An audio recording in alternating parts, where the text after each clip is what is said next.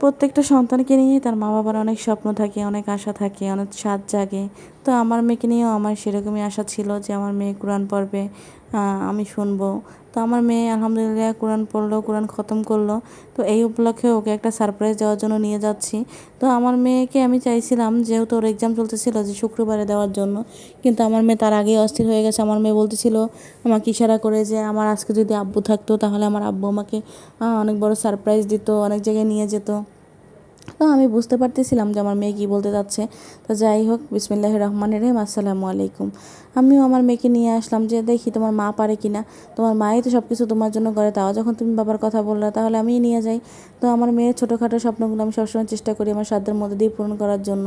তো আমার মেয়ে আজকে জানতো না যে আমি ওকে নিয়ে কোথায় যাচ্ছি বা কী করব কি না করব। ও আমাকে জিজ্ঞেস করতেছিল, আমি ওকে মানে আগে বলিও নাই কিছু। তো স্কুল থেকে আসার পর এক্সাম দিয়ে আমি ওকে বললাম, আম্মু তুমি রেডি হও।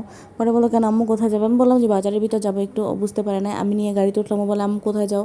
আমি বললাম যে এই দেখি কোথায় যাইতে পারি, আমার একটু কাজ আছে, ওইখানে যাবো। তো সে যখন রেস্টুরেন্টের সামনে নিয়ে গেলাম তখন সে বুঝতে পারলো। পরে বললাম, আম্মু তুমি তো আমাকে আগে কিছু বললা না, এখন কেন আমাকে এখানে নিয়ে আসলা? আমি বলছি তোমাকে একটা সারপ্রাইজ দেওয়ার জন্য নিয়ে আসি, তুমি আমাকে খুশি করলা, কোরআন খতম করলা, আলহামদুলিল্লাহ। আমি তো তোমাকে খুশি করবো, তাই না? এটাই তো স্বাভাবিক, আমি তোমার আম্মু না? তো সে অনেক খুশি হয়ে গেল। রেস্টুরেন্টের ভিতরে যে সে ওয়েট করতেছে, তার পছন্দের খাবারগুলো আমি সব অর্ডার করে দিলাম। সে ওয়েট করতেছিল আর বলতেছিল আম্মু এখন আসে না, কারণ কারণ সে রেস্টুরেন্টে যাওয়ার পর একটু ওয়েট করতে চায় না, তার যাওয়ার সাথে সাথে তাকে খাবার দিতে হবে, কিন্তু সেইটা বোঝে না যে খাবারটা রেডি করতে একটু হলেও সময় লাগে। এই যে দেখেন, কথা বলতে বলতে তার খাবার চলে আসলো সামনে, আর সে খুবই খুশি হয়ে গেল সব কিছু দেখে, যে তার পছন্দের খাবারগুলো আমি সব অর্ডার করে দিলাম। কারণ এই ধরনের খাবারগুলো আমার মেয়ে খুবই পছন্দ করে। আর বিশেষ করে আমার মেয়ের রেস্টুরেন্টের খাবার খুবই পছন্দের।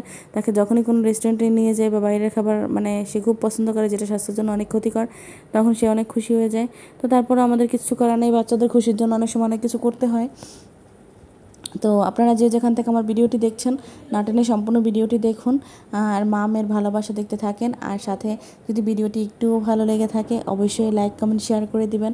আর যারা ইউটিউব থেকে দেখছেন আমার ভিডিওটি, অবশ্যই অবশ্যই আমার চ্যানেলটি সাবস্ক্রাইব করে দিবেন। আর যারা ফেসবুক থেকে দেখছেন অবশ্যই পেজটি ফলো করে দিবেন। এত কষ্ট করে এত কিছুর মধ্যেও ভিডিওটা অন করে রাখতে হয়, ভিডিও করি শুধুমাত্র আপনাদের দেখার জন্য। আপনারা সাথে থাকবেন, আপনারা পাশে থাকবেন, আপনারা সাপোর্ট দিবেন তার জন্য। জানি না এখান থেকে কতটা কি করতে পারবো বা করতে পারবো কি না আদৌ, কিন্তু তারপরে ভালো লাগে আমার এই জিনিসটা। এক একটা মানুষের এক একটা শখ থাকে, আমার এটা অনেক আগে থেকেই শখ ছিল। তো হয় কি, অনেক ব্যস্ততার মধ্যে সবসময় হয়ে ওঠে না, তারপর ট্রাই করতেছি। আপনারা যদি সাপোর্ট দেন, ভালোবাসা দেন, এটা চালিয়ে যাব ইনশাআল্লাহ। তো সবাই একটু পাশে থাকবেন, এটা আপনাদের কাছে রিকোয়েস্ট। কারণ আপনারা যদি আমাদের পাশে না থাকেন তাহলে এত কষ্ট করা সবটাই আমাদের বৃথা যাবে। এই যে দেখেন, আমি আমার মেয়েকে খাইয়ে দিচ্ছি, আমার মেয়ে আমাকে খাইয়ে দিচ্ছে, এভাবে করে মা মেয়ের ভালোবাসা সবসময় চলতে থাকে। হয়তো বা মুখে কখনো বলা হয় না আই লাভ ইউ, ওইভাবে খুব কম বলা হয়, কিন্তু ভালোবাসাটা আসলে আই লাভ ইউ বলাতে প্রকাশ পায় না, ভালোবাসা প্রকাশ পায় কাজে কর্মে। আপনি কাকে কতটা ভালোবাসবেন সেটা তার ব্যবহার বা কাজেই আপনি বুঝতে পারবেন। এর জন্য বারবার বলতে হবে না যে আমি আপনাকে অনেক বেশি ভালোবাসি, আমি আপনাকে অনেক বেশি ভালোবাসি। তো যাই হোক, আপনার মা মেয়ের ভিতর কার কেমন সম্পর্ক আমাকে কমেন্ট করে জানিয়ে দেবেন। আর কার কার মেয়েরা আছে এরকম যে মানে বাইরের খাবার খেতে খুব পছন্দ করে। আর আমার মেয়েটা আসলে আমার অনেক বেশি ভালোবাসে, হয়তো বা আমি ওর মতো করে ভালোবাসতে পারি না। আর সবচেয়ে আশ্চর্যজনক বিষয় হচ্ছে কি জানেন, আমার মেয়েটা বাইরে খেতে যায়, এটা নিয়ে আমার মানে রিলেটিভস আছে কিছু, যারা মনে করেন জেলাস হয়, ও একটা ভালো কিছু খেলে তাদের সহ্য হয় না। তাহলে নাকি আমরা বড়লোকি পোজ দেখাই, অমুক করি সমুক করি, নানান মন্তব্য তাদের শুনতে হয়।